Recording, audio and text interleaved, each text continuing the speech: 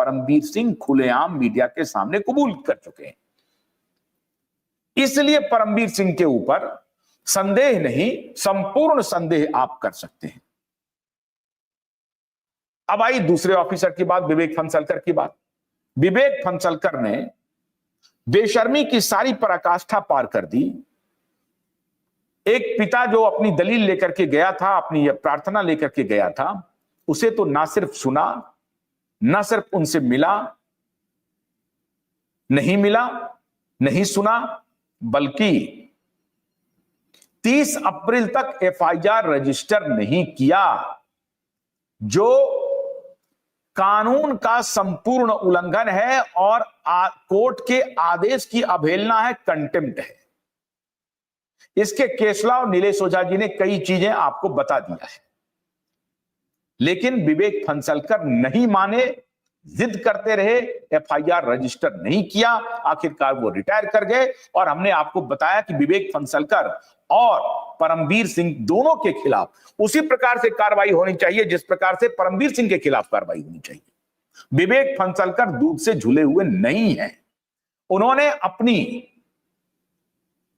अपने वर्दी की दिखा दी और तब तक उन्होंने एफआईआर नहीं होने दिया जब तक वो ऑफिस में बने थे, कमिश्नर के पद पर आसीन थे। अब अदालत का आदेश आ गया है, अदालत के आदेश के बाद उनको रिप्लाई करना है। लेकिन नए जो कमिश्नर है वो और देवा भाऊ, वो जो कि होम मिनिस्टर भी है, उनके तरफ से अभी तक कोई ऐसा आदेश नहीं आया है कि माननीय देवेंद्र भारती जी, जो एप्लीकेशन पड़ा हुआ था सतीश साल्यान जी का एफआईआर दर्ज करने का, उसको आप एफआईआर दर्ज कर लीजिए। आज 3 अप्रैल है,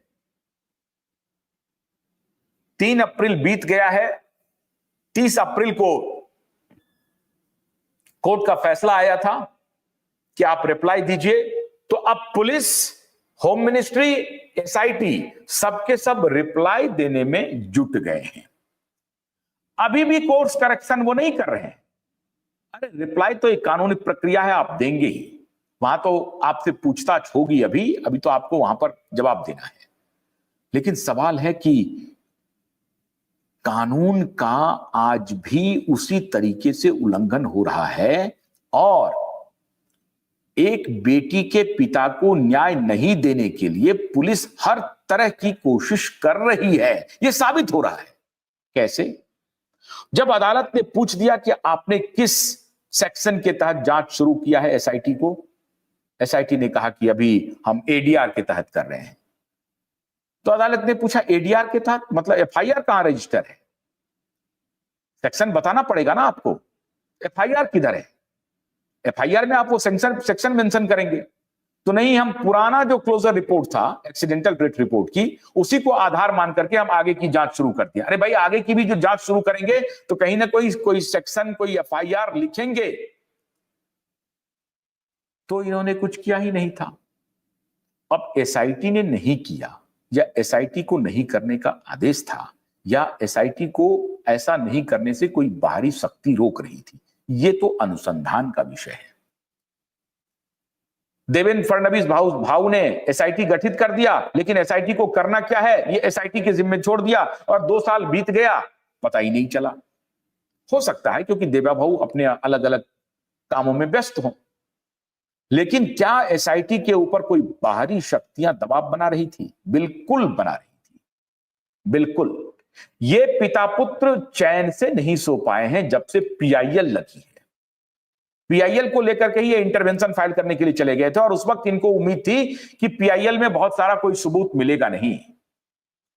और अब जब हमने कल आपको बताया कि पिता पुत्र कोर्ट से फरार हो गया है, भाग गया है और लंदन में छुट्टी मना रहा है, तो उनको इस बात का एहसास हो गया कि अब सतीश साल्यान मैदान में आ गए हैं और सबूत के साथ आ गए हैं कि मेरी बेटी ने सुसाइड नहीं किया है, मेरी बेटी की कोल्ड ब्लडेड मर्डर हुई है और उनके साथ रेप किया गया था। ये उन्होंने प्रार्थना लगा दी है, ये उनकी याचिका है, ये उनका कंप्लेन है। अब पिता पुत्र को लग रहा है कि बचने का अब कोई रास्ता नहीं है, क्योंकि उनके पास सबूत भी है, तो फरार हो रहे हैं, कोर्ट में इंटरवेंशन फाइल नहीं कर रहे। सवाल है कि 30 अप्रैल के आदेश के बाद सरकार ने क्या कदम उठाया, सरकार ने पुलिस कमिश्नर को क्या कहा। 30 अप्रैल को निवृत्त हो गए फंसलकर साहब, 1 मई को देवेन भारती जी ने कार्यभार संभाल लिया। इतना हाई प्रोफाइल केस, पूरे देश भर में जिस केस की चर्चा हो रही है, देवेन भारती ने फौरन संज्ञान क्यों नहीं लिया? देवेन भारती ने क्यों नहीं कहा कि साहब वो एप्लीकेशन कहां है, वो निकालो, मैं जरा देखूं?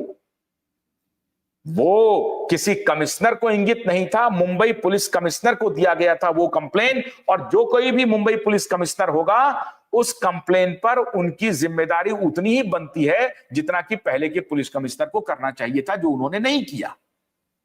तो नए जो पुलिस कमिश्नर आए हैं उनको सबसे पहला काम यह करना चाहिए था कि साहब वो एप्लीकेशन लाइए, कोर्ट में आपको जवाब देते हुए बन नहीं पा रहा है।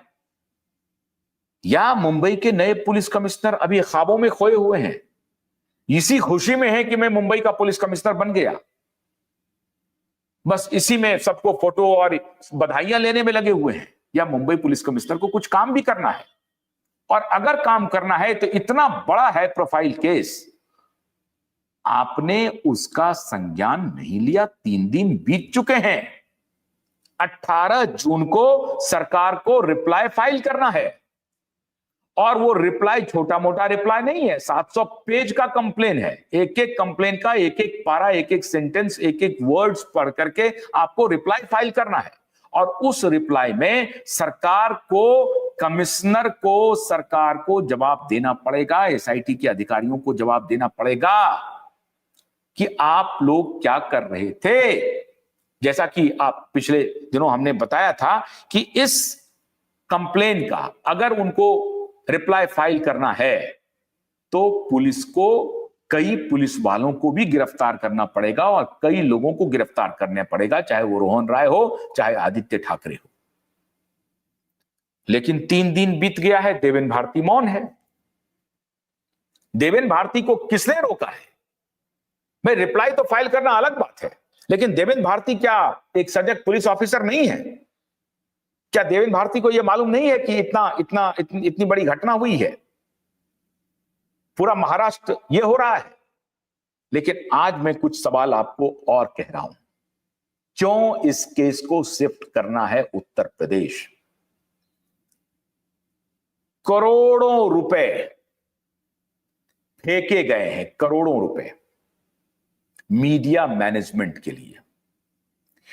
30 अप्रैल की घटना को अखबारों ने, और अखबारों के डिजिटल प्लेटफॉर्म ने, सैटेलाइट चैनल के डिजिटल प्लेटफॉर्म ने तो रिपोर्ट किया, लेकिन सैटेलाइट चैनल पर 30 अप्रैल का इतना इंपॉर्टेंट वर्डिक्ट था, वो कहीं नहीं दिखा। क्यों? क्योंकि भारत पाकिस्तान में वो उलझे हुए हैं। उलझना चाहिए, भारत पाकिस्तान पर मुझे भी काम करना है, अभी हम कर भी रहे हैं। कब लड़ाई छिड़ेगी, कैसे होगी, या लड़ाई होगी भी कि नहीं होगी, इस पर मैं अलग से अभी शोध कर रहा हूं, उस पर भी मैं आपको बताने वाला हूं। सैटेलाइट चैनल अपना काम कर रही है, बिल्कुल उनको करने की पूरी आजादी है, उनको करना भी चाहिए। लेकिन 30 अप्रैल के इस ऑर्डर को जो बड़े चैनल हैं उनको तो डिबेट करना चाहिए था, उनको तो सरकार से सवाल पूछना चाहिए था कि अब आप रिप्लाई में क्या जवाब देंगे। उनको तो यह सवाल पूछना चाहिए था मुंबई पुलिस कमिश्नर से कि आपने एफआईआर जो नहीं किया है तो अब आप क्या जवाब देंगे। उनको यह सवाल एसआईटी से पूछना चाहिए था कि अगर आपने एफआईआर ही नहीं किया है और अदालत आपसे पूछ रही है कि किस सेक्शन में आप इन्वेस्टिगेशन कर रहे हैं, इसका कोई पुख्ता जवाब नहीं है, तो अब रिप्लाई में क्या जवाब देंगे। यह डिबेट का विषय था, डिबेट नहीं हुआ, कोई बात नहीं है, यह उनका प्रेरोगेटिव है, मैं उनको एक्यूज नहीं कर रहा हूं, मैं उनके खिलाफ कोई एक्यूजिशन करने का हमारा कोई इरादा नहीं है, आरोप लगाने का कोई इरादा नहीं है। लेकिन यह बहुत महत्वपूर्ण खबर थी, जिस खबर को मीडिया, खास